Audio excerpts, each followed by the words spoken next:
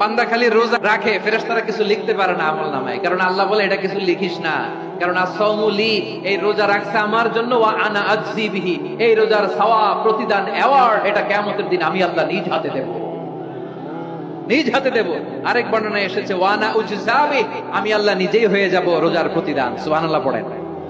আবার আল্লাহর হাবিব বলেন ইন্না ফিল জান্নাতি সামানিয়াতু আবওয়াব, জান্নাতের দরজা মোট 8টা, ফিহা বাবুন ইউসাম্মা আর-রায়্যান, 8টা দরজার মধ্যে স্পেশাল একটা দরজা আছে, ওই দরজাটার নাম হলো আর-রায়্যান।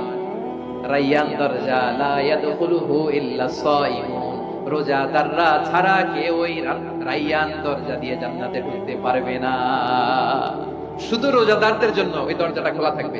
দরজাটার নাম আর-রায়্যান। এই লাখো জনতা আওয়াজ করলে এই আওয়াজ হয়, বলেন রোজাদারদের জন্য জান্নাতে স্পেশাল যে লাল গালিচার সংবর্ধনা এন্ড স্পেশাল এন্ট্রি, ওই দরজাটার নাম কি? আর রায়্যান শব্দটা কেমন লাগে? ভালো লাগে?